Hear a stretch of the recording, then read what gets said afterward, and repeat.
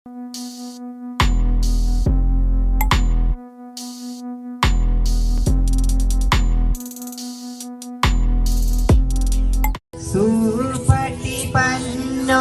भगवतो सावक संघो उजुपटिपन्नो भगवतो सावक संघो न्यायपटिपन्नो भगवतो सावक संघो सामीचिपटिपन्नो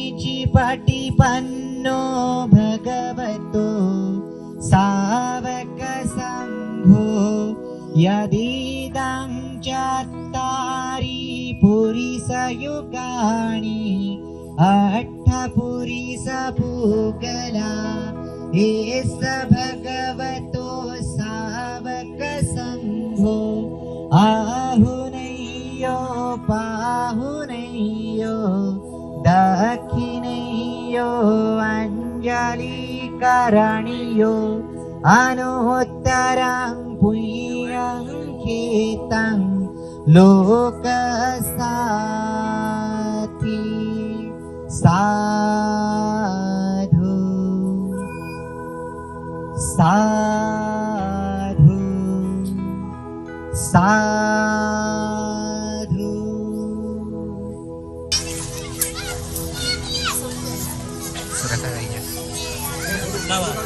साधु साधु साधु।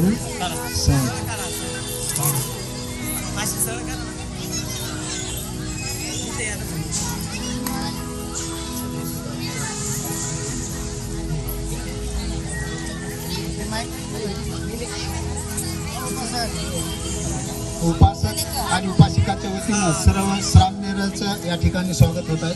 फुले देऊन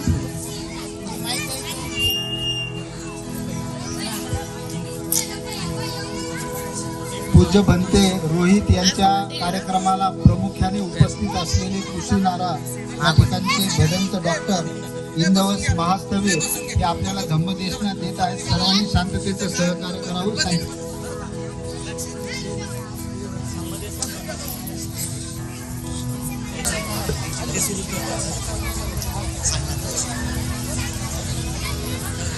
सब लोग हाथ जोड़ के बैठिए।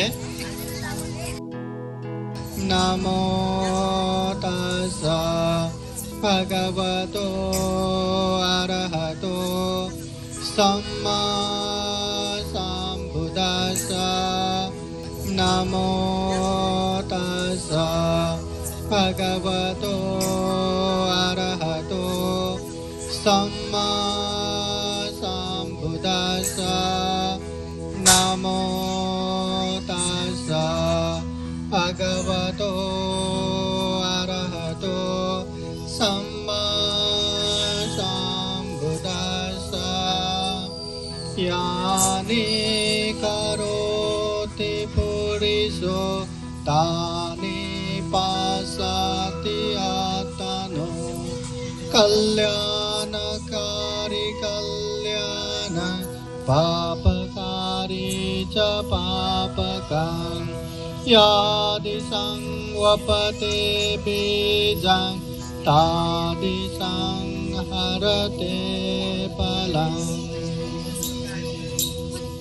सर्वप्रथम महाकारुणिक तथागत भगवान बुद्ध को त्रिबार वंदना। महाकारुणिक तथागत बुद्ध द्वारा देशित सुआख्या धम्म को त्रिबार वंदना। महाकारुणिक तथागत बुद्ध के आर्य श्रावक संघ को त्रिबार वंदना।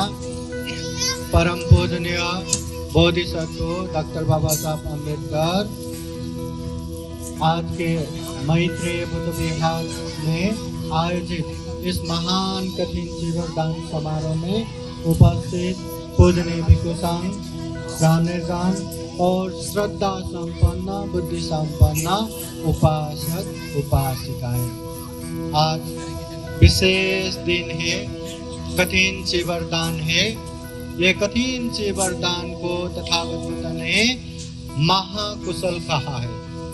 जैसे हम दान देते हैं वो कुशल पुण्य है, जैसे हम शील पालन करते हैं वो कुशल पुण्य है, जैसे हम ध्यान भावना करते हैं वो कुशल पुण्य है।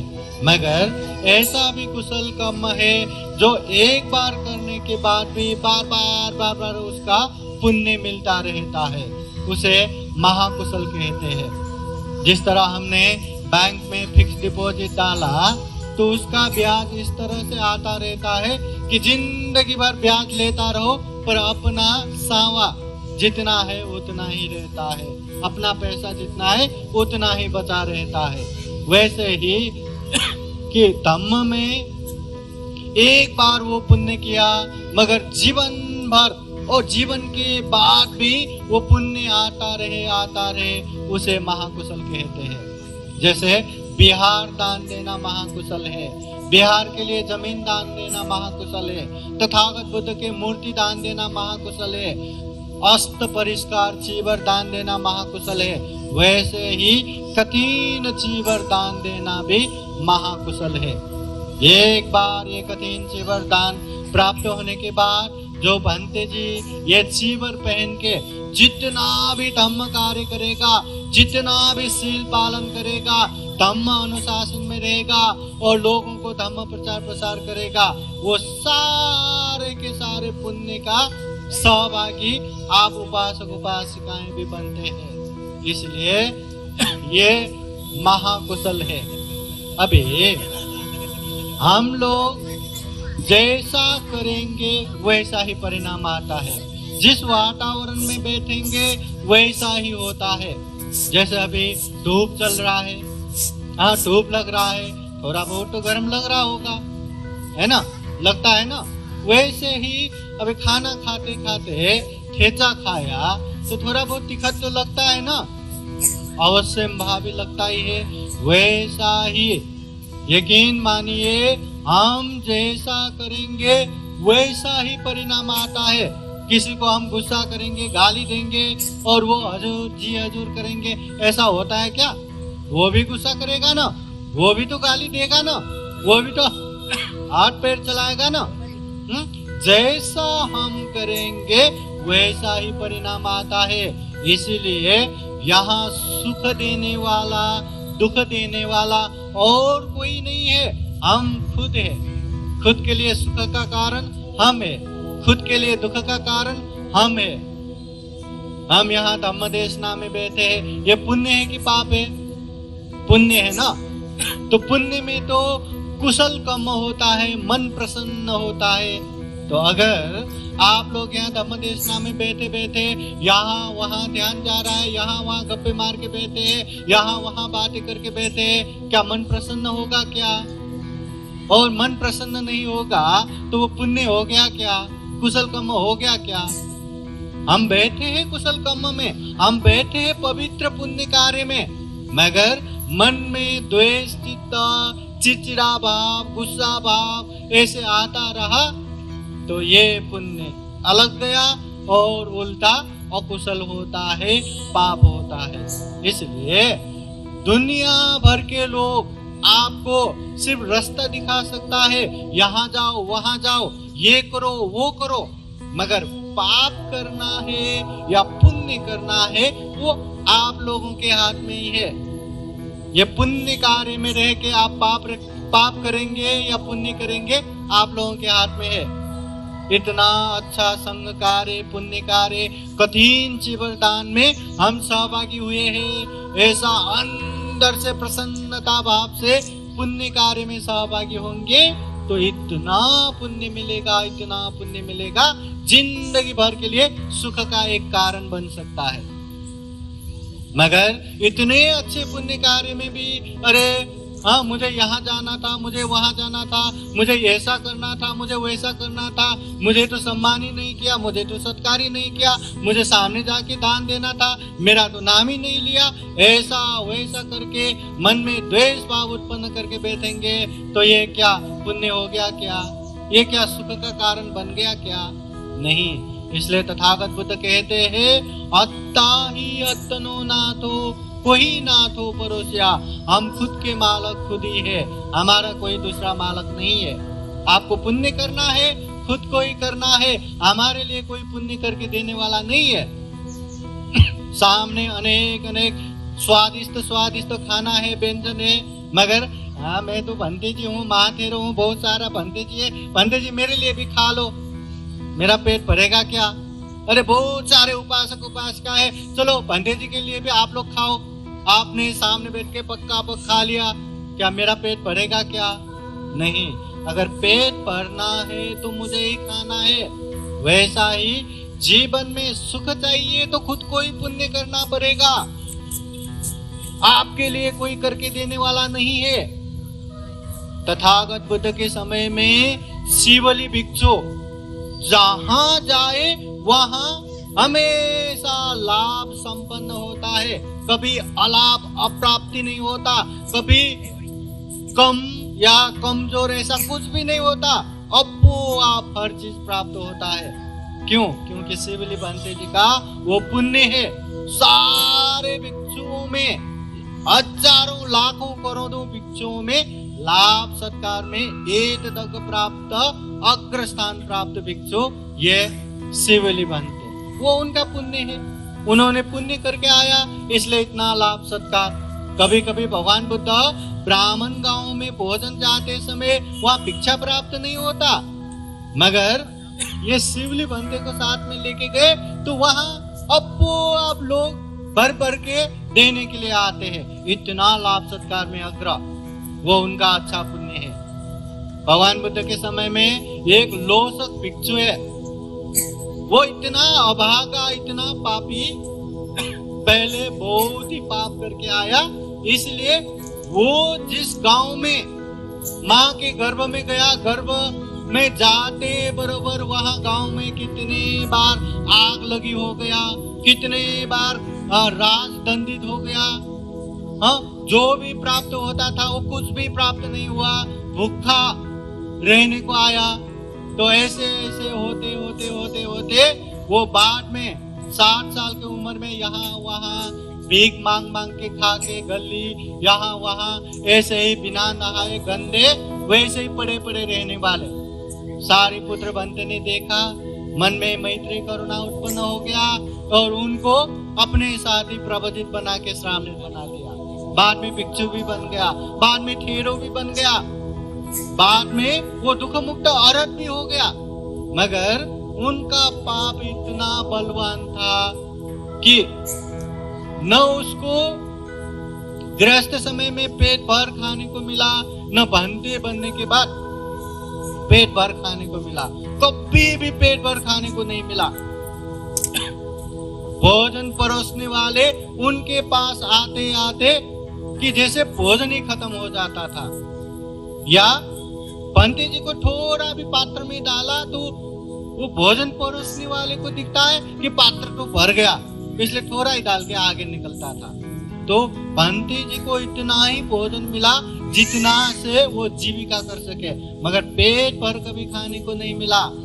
जीवन के अंतिम समय में, परिनिर्वाण के समय में सारिपुत्र भंते ने खुद पात्र पकड़ के उनको पेट भर खिलाया था। मरने से पहले एक बार ही पेट भर खाने को मिला। ये क्यों? क्योंकि उनका बुरा कर्म है, उनका अकुशल कर्म है। इसलिए आप लोगों को लगता होगा कि समाज में जो अच्छा कर रहा है वो तो बहुत ही मेहनत कर रहा है, फिर भी सुख नहीं मिल रहा है, और जो बुरा करने वाले हैं, जो गलत करने वाले हैं, वही पैसा कमा रहा है, वही ठाट बाट के साथ रह रहा है, गाड़ी बंगला बैंक बैलेंस सब है, बहुत खुश है। ऐसा देख के मन में ऐसा न लगे कि अच्छा करने से अच्छा नहीं आएगा, बुरा करने से भी बुरा नहीं आएगा, इसलिए जो भी करे ठीक है। ऐसा नहीं है। जो बुरा करता है महलों में रह के भी नींद नहीं है, चैन नहीं है, शांति नहीं है, आराम से नहीं रह सकता, उसको भी अनेक अनेक तकलीफें, पीर, चिंता है। और अच्छे करने वाले भले ही छोटा सा भाकर खा के बैठे फिर भी शांति से रहेगा, प्रसन्नता से रहेगा, सुख पूर्वक रहेगा। इसलिए जीवन में पुण्य करना बहुत जरूरी है। तथागत बुद्ध कहते हैं, यानी करोति पुरुषो तानी पश्यति आत्मनो।